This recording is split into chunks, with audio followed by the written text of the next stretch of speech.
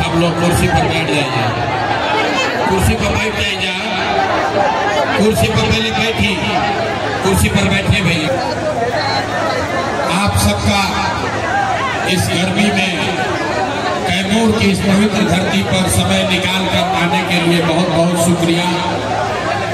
आपका इस गर्मी में 2 घंटे से आप मेरा इंतजार कर रहे हैं, इसके लिए आपका धन्यवाद कर रहे हैं, आपको नमस्कार कर रहे हैं। मंच पर जो हमारे जन सुराज परिवार के हमारे साथी हैं, जिन्होंने इतनी मेहनत की है आपको यहाँ बुलाने के लिए, आपको यहाँ लाने में जो मदद की है, मुझे मेरी बात कहने का आप अवसर दे रहे हैं, इसके लिए आप सबका दिल से धन्यवाद। हमारा ही नाम है प्रशांत किशोर। भोजपुरी में बोली कि हिंदी में? भोजपुरी में। तो हमारे नाम है प्रशांत किशोर। अरे वह सब आए बनी जा, सब आदमी इतना दूर दूर से आप लोग आए हैं, इस सोच के रवा सब आए बनी जा कि कोनो एगो नया नेता आए बड़ा, जेकर नाम है प्रशांत किशोर। नया दल बनल बा, वो दल के नाम है जन सुराज। और ए भाई अब हल्ला मत करो, वो दल का नाम है जन सुराज। ओकर चुनाव चिन्ह स्कूल के बस्ता, और नेताजी अहम कहियन की सब आदमी मिल के स्कूल के बस्ता पर बटन दबाई जा, तब हमने के जीवन सुधरी। तो भैया ये सब बात ऐजा ना हो। रउआ 2-3 घंटा से ये सोच के बैठल बनी कि नेताजी कही कि भैया स्कूल के बस्ता पर बटन दबावा जा तब जीवन सुधरी। तो ये बात यहाँ नहीं होगा। हम वोट नहीं मांगते हैं, ये वोट मांगने का अभियान नहीं है। हम नाली गली भी नहीं बनवाते हैं, राशन कार्ड भी ना दिलवाई, राउर कोनो मदद भी हम ना करो, ना वोट मांगी ना राउर मदद करी। ना वोट काहे ना मांगी पहले ही समझ ली। अरे भाई, वोट मांगने वाला तो हर 1-2 वर्ष पर आपके यहाँ कोई न कोई आता ही है। जे आई भी है कहलस कि हमरा के वोट दे दो, हम आई ना तो तहार सब काम हो जाई। यह सुन के रउआ और हम सब आदमी मिल के 40-45 वर्ष से हमने के वोट देले जाता नहीं। पहले आदमी कांग्रेस के राज बनैलस, फिर 15 बरस गरीब के बेटा रउआ लालू जी के राजा बनैनी। अभी 20 वर्ष से नीतीश बाबू कुर्सी पर बैठल बड़ा। दिल्ली में आपने हमने मोदी जी को भी जिता के देख लिया। भभुआ में, रोहतास में, आपके गांव में आपका और आपके बच्चों का जीवन नहीं सुधरा। तब आई बरन दोनों प्रशांत किशोर, रउआ हमार बात सुनब, हमरा पर भरोसा करके हमरा के वोट दे। एक बार का गारंटी बाकी जीतला के बाद हम रउआ संगे धोखा ना करो। ए भाई, वोट से पहले तो सब बढ़िया बतियावेला, वोट के बाद आपके साथ गला काटता है। इसीलिए हम वोट नहीं मांगते हैं। लेकिन अभी 15-20 मिनट में आपको एक रास्ता बताएंगे, गरीबी बदहाली से निकलने का रास्ता। अगर वो रास्ता रउआ को सीख ली तो फिर जेकरा के मन होके ओकरा के वोट दे दी। पहला ऐसा कार्यक्रम है जहां नेता खड़ा होके कह रहा है वोट जिसको देना है दे दीजिए, लेकिन अभी जो रास्ता बताएंगे वैसे वोट दीजिएगा। तो और कुछ हो या न हो, आपके लिए, आपके बच्चों के लिए, इसी भभुआ में, यही कैमूर बिहार में आपके और आपके बच्चों के लिए बढ़िया पढ़ाई और रोजगार का व्यवस्था निश्चित तौर पर हो जाए। और अगर ना होके तो नेताजी के ना किया विधायक सांसद का नहीं, अपना बेटा, अपना भाई प्रशांत किशोर का गला पकड़िएगा। तब भाषण हो गई खत्म, भाषण खत्म हो गया। अब 15 मिनट में हमने के सीखल जाई कि अपना गरीबी बदहाली से कैसे निकले के बाद। हमारा बात पर भरोसा नहीं करे के। अरे भाई, हमारे बात पर भरोसा नहीं करना है, अपने आंख के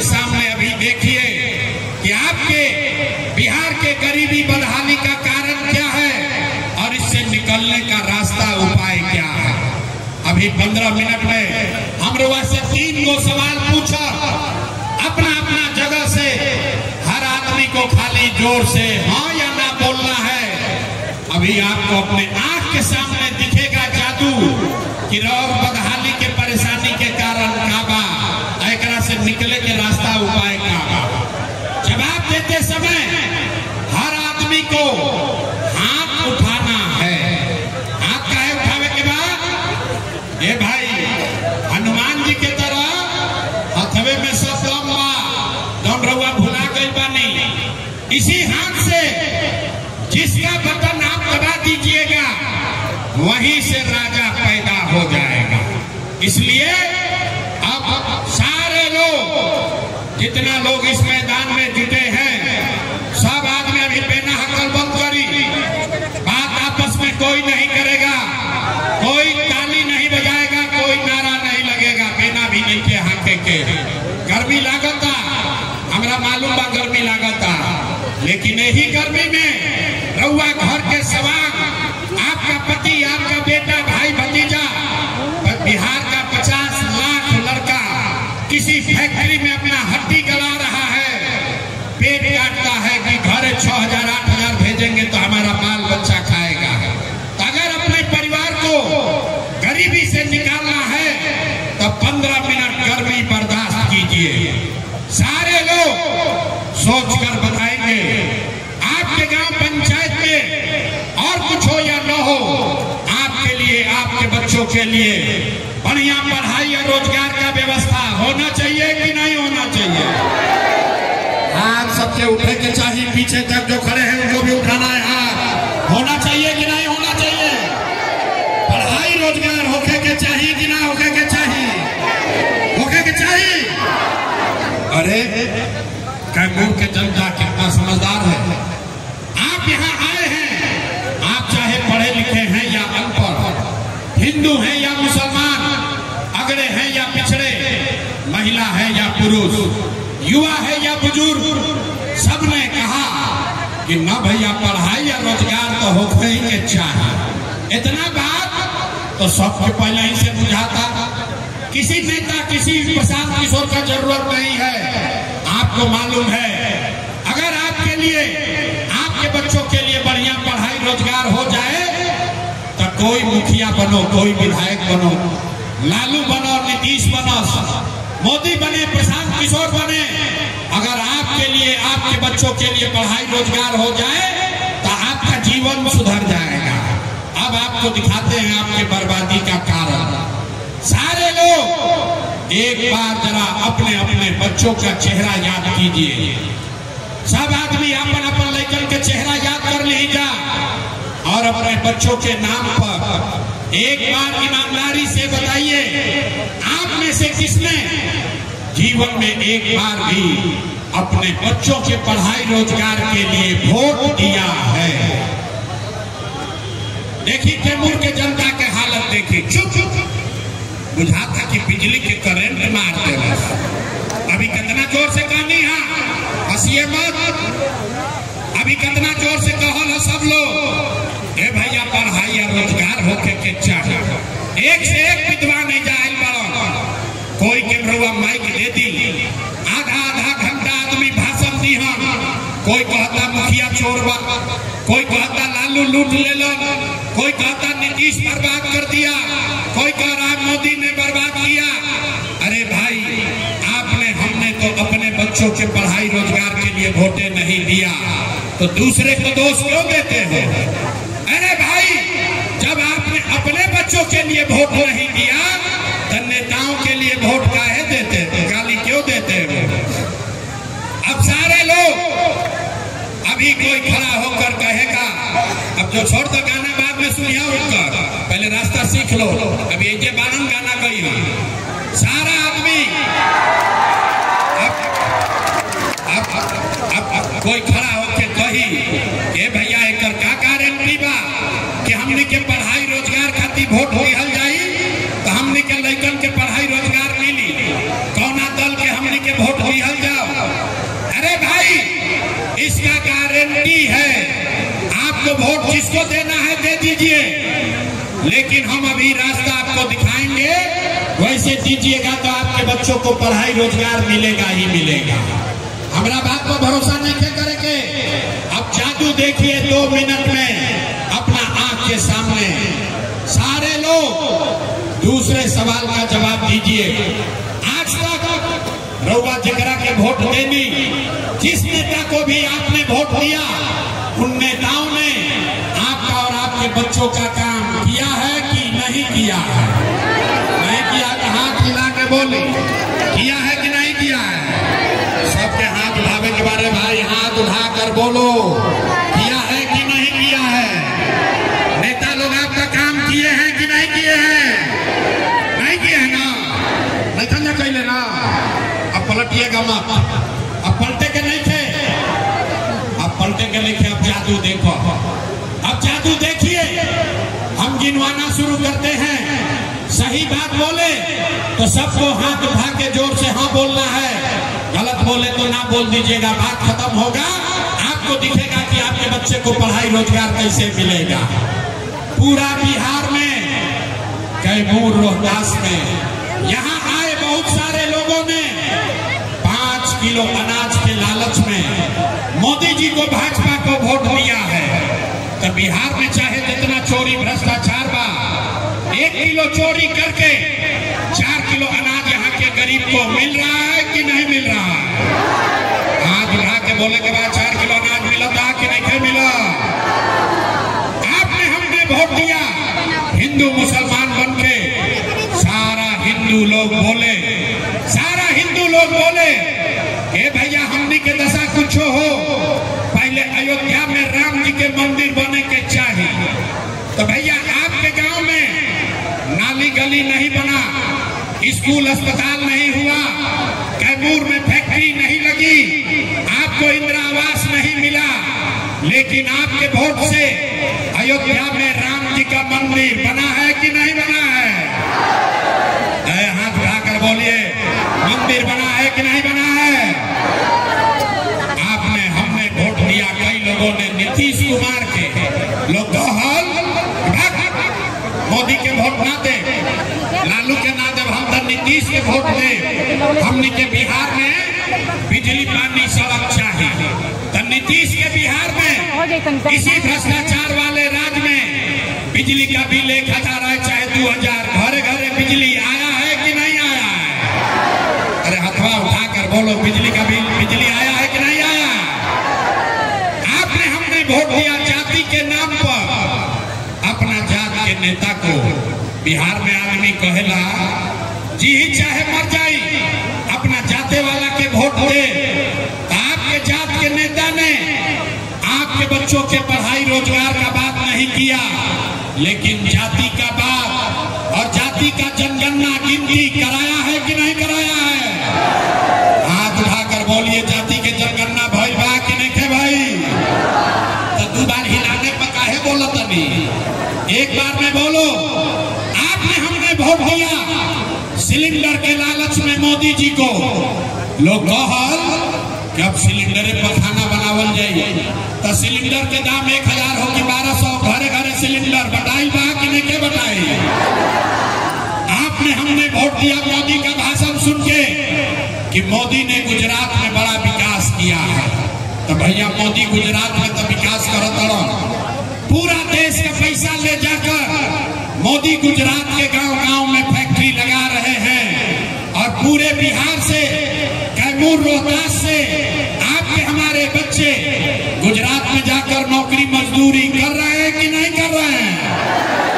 ए भाई, तो कौन बात पर वोट देने जाके नाम नहीं लो? अरे भाई, आपने अपने बच्चों के नाम पर कहा कि भैया जीवन में आज तक अपना लड़कन के पढ़ाई रोजगार खातिर वोट ना दे दे। यही जादू दिखाने आए हैं, वोट नहीं मांगते हैं, यही जादू दिखाते हैं। बोगे बबूल तो काम कहां से खाओगे? वोट लोगे 5 किलो अनाज के लिए, तो रोजगार कहां से मिलेगा? आपने पहले बोला बीच में ताली मत बजाओ, नेता नहीं है कि ताली बजाने से खुश होंगे। आपने 5 किलो अनाज के लिए वोट दिया, अनाज आपको मिल रहा। आपने मंदिर के लिए वोट दिया, अयोध्या में मंदिर बन गया। आपने बिजली के लिए वोट दिया, आपके घर घर में बिजली आ गई। आपने जाति के लिए वोट दिया, जात का चर्चा गिनती हो गया। आपने सिलेंडर के लिए वोट दिया, घर घर सिलेंडर बट गया। आपने गुजरात के विकास के लिए वोट दिया, गुजरात के गांव गांव में फैक्ट्री लग गई। आपने अपने बच्चों के पढ़ाई रोजगार के लिए वोट नहीं दिया, इसीलिए पूरा बिहार का बच्चा अनपढ़ और मजदूर बन गया। यही बात बताने आए हैं। वोट ना मांगी, कोई मीठा बात नहीं बोलते हैं। आपको ये जगाने आए हैं, आपको सिखाने आए हैं। यही जाके गाँव गाँव कहतनी रउआ जातनी 5 दिन बाबा धाम, तरह हाथ पैर फूल जाता। हम 3 बरस पैदल चले, 5000 गांव में गए। एक के बाद बताते हैं, लोग के हाथ जोड़ता नहीं, हाथ जोड़ के एक के बाद बतावता नहीं। अरे मेरे भाई, अगर आप अपना और अपने बच्चों का चिंता नहीं करोगे तो दुनिया में कोई नेता, कोई दल आपके बच्चों का चिंता नहीं करेगा। काहे करी भाई?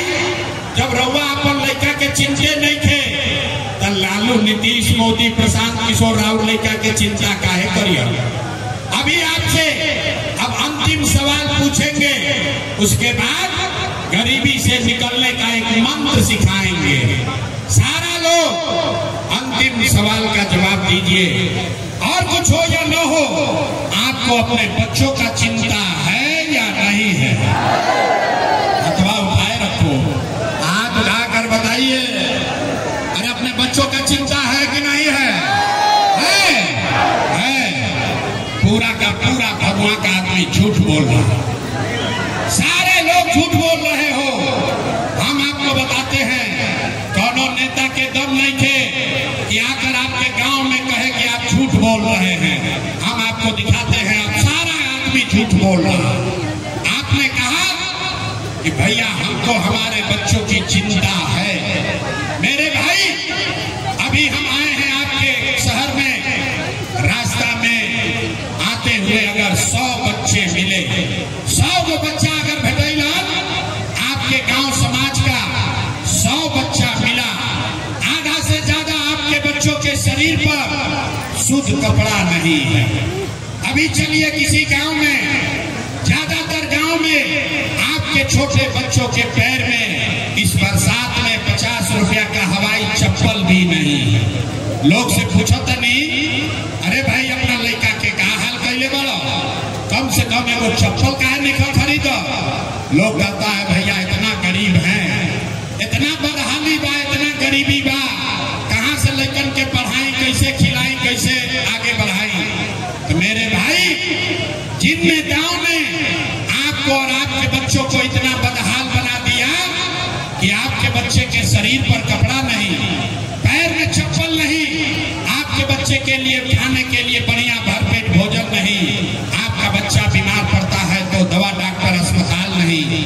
वही नेता अभी 3 महीना के बाद आइए वोट मांगे, तो जितना लोग यहाँ हाथ उठाए थे, ज्यादातर आदमी जाति के नाम पर हिंदू मुसलमान नारा लगाकर 500 रुपया के लालच में मुर्गा भात खा के, 2 पाउच पी के, लालू के डर से मोदी और मोदी के डर से लालू का नारा लगाकर अपने ही हाथ से उसी नेता को राजा बनाओगे। यहाँ कहता है कि बच्चे के लिए बड़ा चिंता है। अरे भाई, अपना बच्चा के नाम पर झूठ बोल रहे हो तो आप नहीं भोगोगे तो कौन भोगेगा? बच्चा का चिंता क्या होता है अगर समझना है तो एक बार लालू जी को देखिए। लालू जी के अपन लड़कन के चिंता बा। लालू जी के लड़का 9वां पास ना कैला, लेकिन लालू जी के चिंता बा कि हमार लड़का बिहार के राजा बनो। हम ये बात कहता नहीं तो कुछ आदमी के बुझाता कि हम लालू जी के शिकायत करता नहीं। अरे नहीं, हम तो लालू जी के तारीफ कर रहे हैं। लालू जी इतना अच्छा बाप है, लड़का 9वां नहीं पास किया लेकिन चाहते हैं कि हमारा लड़का बिहार का राजा बने। आप अपना दशा देखिए, राहुल MA BA कर लिया, उसको चपरासी का भी नौकरी नहीं मिला, लेकिन आपको उसका कोई चिंता नहीं। आप तो जात का झंडा उठाकर घूमे जा रहे हैं। गांव में बैठ के, घर के दलान में, खेत खलिहान में, चौक चौराहा पर, चाय के दुकान पर आदमी बैठ के कहता लालू जी की हम की, नीतीश जी की हम, भाजपा जीती की जनसुराज जीती।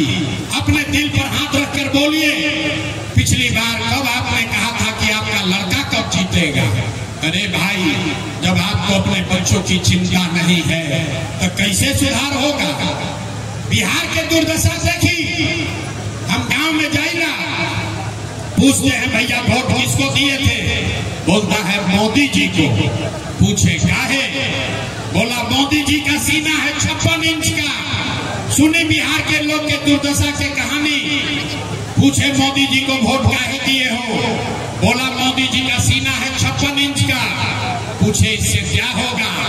बोला भैया मोदी जी के सीना में 56 इंच के सब मियाँ जी लोग के मार के भगा दी हम, पाकिस्तान पर बम गिरा दी हम, पाकिस्तान के 4 को टुकड़ा कर दी हम।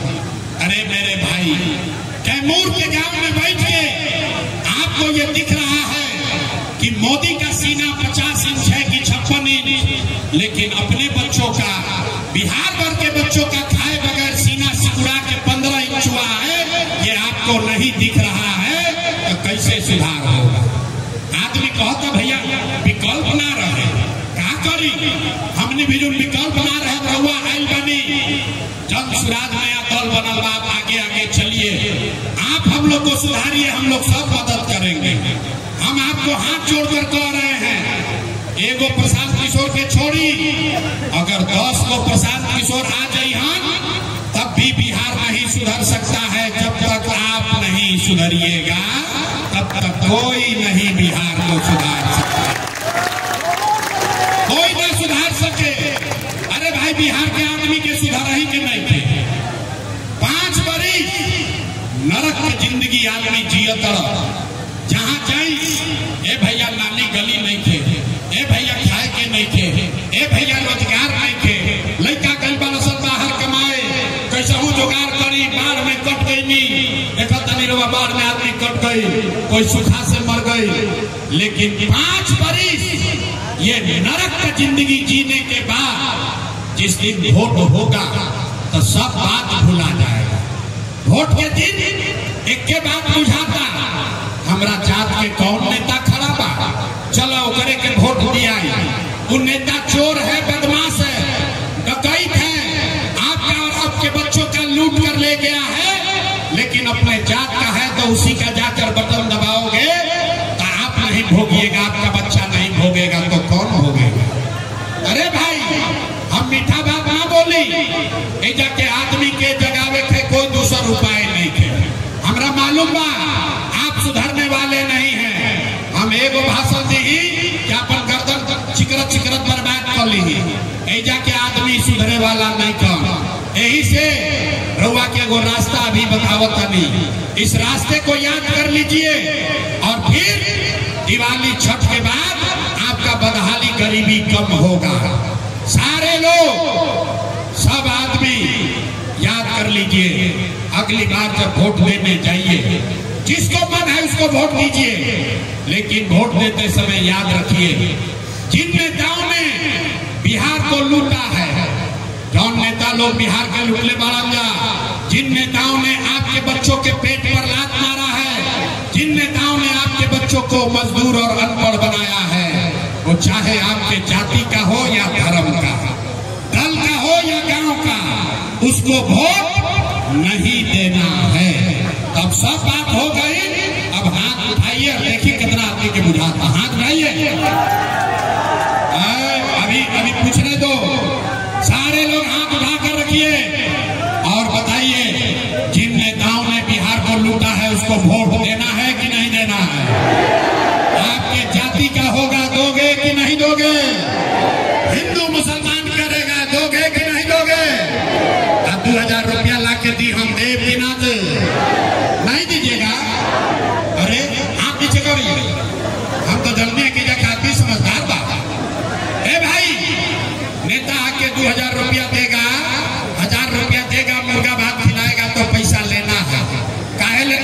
चाहिए। आप बताइए 5 बरिस राशन कार्ड बनावे में रउआ सबसे पैसा ले ले बड़ा सन की नहीं खा ले ले। ए भाई राशन कार्ड बनावे में पैसा लागल बा कि नहीं लागल?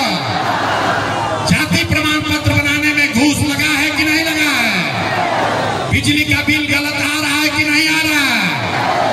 कैमूर में गांव 100 रुपया के शराब 300 रुपया में बेचा था कि नहीं बेचा?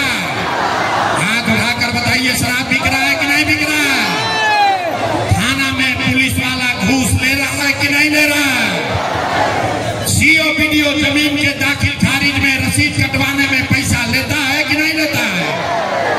अरे भाई तो 5 बरिस हमनिए के पैसा लूट के जमा किया है, उसी में से 1000 2000 ला कर देगा तो अपने पैसा लेने के बाद, लेकिन पैसा लेने के बाद एक मंत्र याद रखना है, गरीबी से निकलने का मंत्र। इस बार जब वोट देने जाइए इस मंत्र को याद रखिए, जीवन में एक बार संकल्प लीजिए, इस बार वोट किसी नेता के लिए नहीं, किसी दल के लिए नहीं, अपने जात के लिए नहीं, हिंदू मुसलमान के लिए नहीं, 5 किलो अनाज के लिए नहीं, मंदिर मस्जिद के लिए नहीं, लालू नीतीश मोदी प्रशांत किशोर के लिए नहीं, जीवन में एक बार वोट सारे लोग संकल्प लेना है, जीवन में एक बार वोट सभी को अपने अपने बच्चों के लिए देना है, अपने बच्चों के पढ़ाई और रोजगार के लिए देना है। ताली नहीं बजावे के, ताली बजावे का मौका अभी बात में आई, गुरबत मत बुझाम रखे। हाथ उठाइए, अगर बात बुझाई लोग तो हाथ उठाइए और संकल्प लीजिए, अगली बार वोट अपने बच्चों के लिए देना है कि नहीं देना है? अपना लड़कन खातिर वोट देवे के बाद कि नहीं देवे के बाद? झूठ नहीं बोल रहे हैं? अच्छा हाथ नीचे कीजिए। आधा आदमी के नाम बुझाई, ए भाई अच्छा खाली वोट देवे से का होई?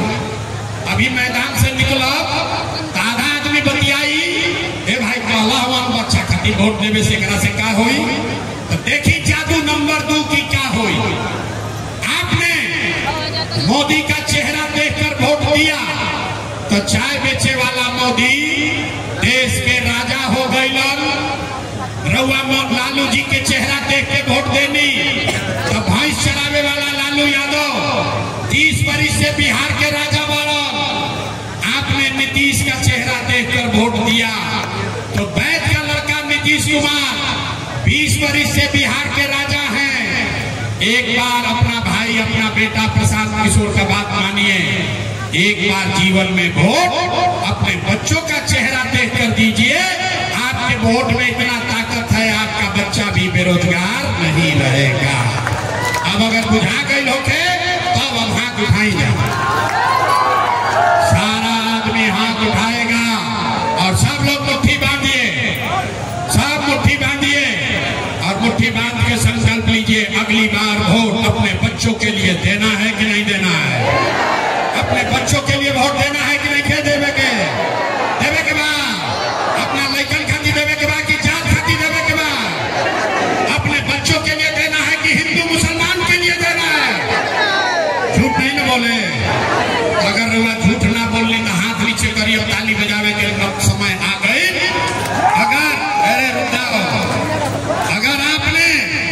अगर आपने अपने बच्चों के लिए वोट दिया तो जब इस बार आप दिवाली और छठ मनाइएगा, आपकी हाली जब रउआ दिवाली और छठ मनाई तो आपके जीवन के बदहाली का, बिहार के गरीबी का ये अंतिम दिवाली और छठ होने का।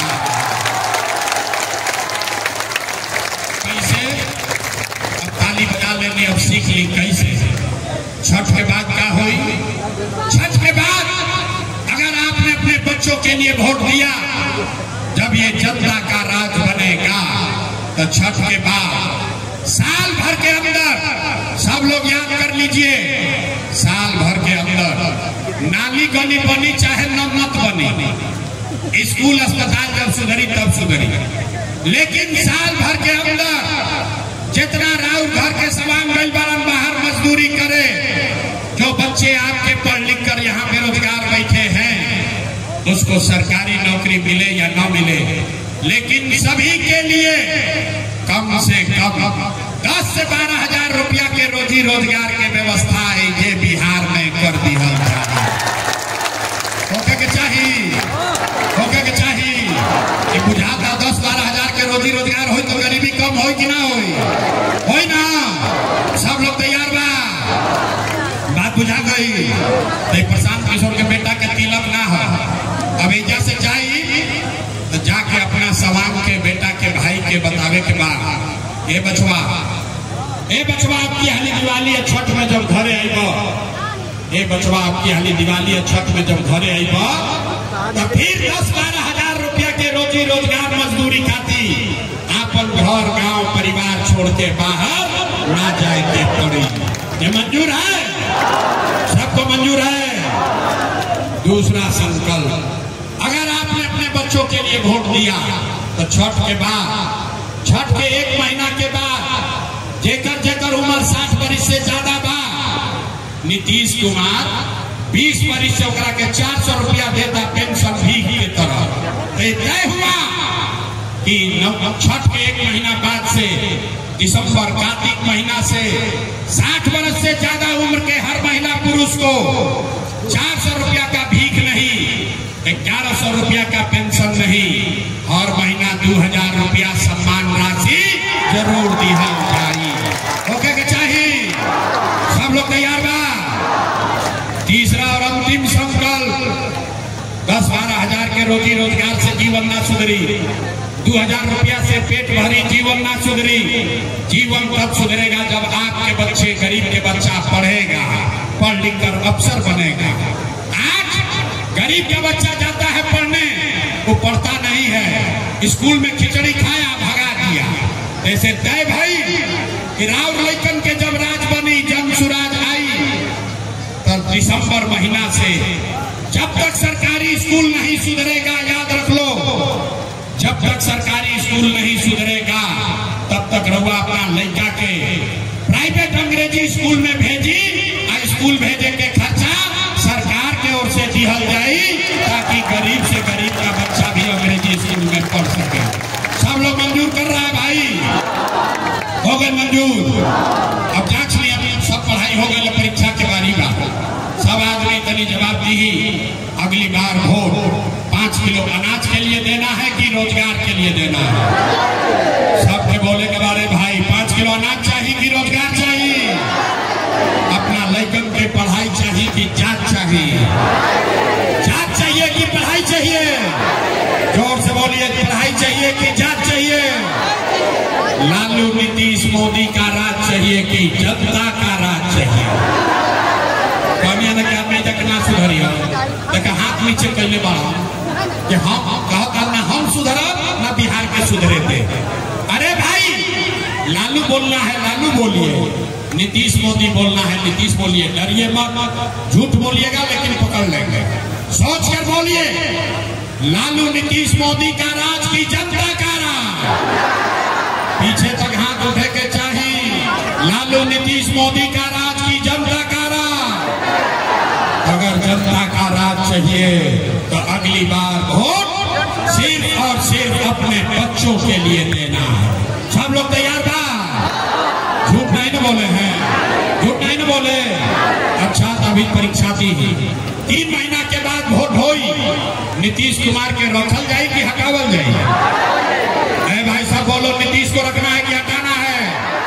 जोर से बोलिए, नीतीश को रखना है कि हटाना है? आवाज नहीं आया, हाथ उठाकर बोलिए, नीतीश को रखना है कि हटाना है? रखना है कि हटाना है? रखे के बाद कि हटावे के बाद? अब मोदी आई है ना, कहन कि सब लोग नीतीश के वोट एनडीए के दे दिया, काहे ना दिया? अच्छा, इतना बुर्बक पूछते हो? प्रशांत किशोर आई तो मोदी के ना दिया, काले मोदी आई हम तो मोदी करके उन्हें चाहिए। अभी इसी सभा में एक साथ मिलकर हम लोग तय करेंगे कि मोदी के कहने पर वोट देना है कि नहीं। एक सवाल का जवाब दीजिए, अभी सब लोग तय कर लीजिए, सारे लोग सोचकर बताइए। वोट बिहार का, वोट बिहार के तब फैक्ट्री कहाँ लागे के चाहिए? रुको, सवाल सुना नहीं, इसीलिए मर रहे हो। सुनिए सवाल पहले पूरा, सब लोग ध्यान से सुनिए। वोट बिहार के तब फैक्ट्री कहाँ लागे के चाहिए? बिहार में कि गुजरात में? बिहार में कि गुजरात में? सबके बोले के बाद वोट बिहार के तो फैक्ट्री कहाँ लागे के चाहिए? बिहार में कि गुजरात में? बिहार में कि गुजरात में? बिहार में कि गुजरात में?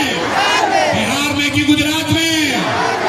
अच्छा, तब हाथ नीचे कर, अभी कलई खुली। जितना आदमी मोदी के वोट दिले बाड़न, जितने लोग मोदी के भक्त लोग बैठे हैं, सब आदमी अपना अपना बच्चा के नाम पर बोलिए, पिछला 15 वर्ष में मोदी ने फैक्ट्री कहाँ लगाया? बिहार में कि गुजरात में? देखो जे मोदी के वोट दिले छुपाई डर के मारे बोली तो क्या बोली? अरे भाई बोलो, अपने बच्चों के नाम पर बोलो, 15 वर्ष में मोदी ने फैक्ट्री कहाँ लगाया? बिहार में कि गुजरात में? जोर से बोलिए, बिहार में कि गुजरात में? छुपाए से ना हो, मुंह खोले के पड़ी। मोदी मोदी कह के वोट हमनिए के देले बनी जा। सोच कर बोलिए, 15 वर्ष में मोदी ने फैक्ट्री कहाँ लगाया? बिहार में कि गुजरात में? बिहार में कि गुजरात में? ये हम लोग को मंजूर है वोट लेबा बिहार में, अब फैक्ट्री लगेबा गुजरात में, मंजूर बा? मंजूर है? मंजूर है? तो नहीं है तो हाथ उठाकर बोलिए, मोदी कहने वोट दीजिएगा। आप तय करके बोलिए, मोदी कहने वोट दीजिएगा? मोदी कहने वोट दोगे? मोदी कहने वोट दीजिएगा?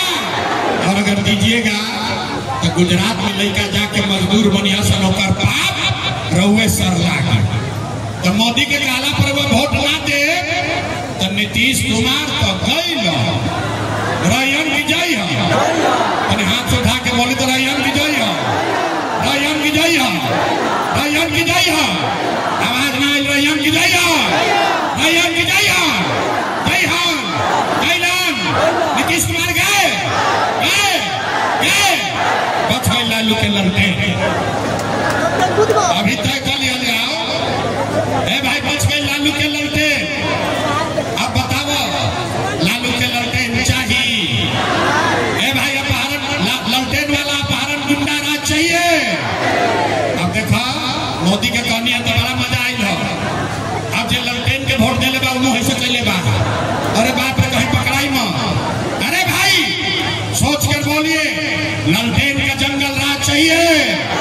हाथ उठाकर बोलिए, लौटेन वाला जंगल राज चाहिए? फिर से अपहरण गुंडागर्दी चाहिए? फिर से लूट मार चाहिए? लालू को वोट देना है? नहीं देना है तो हाथ उठाकर बोलिए, देना है लालू को वोट? नहीं देना है ना? तो लालू नीतीश मोदी तीनों चल गए, के बचा? के बचा?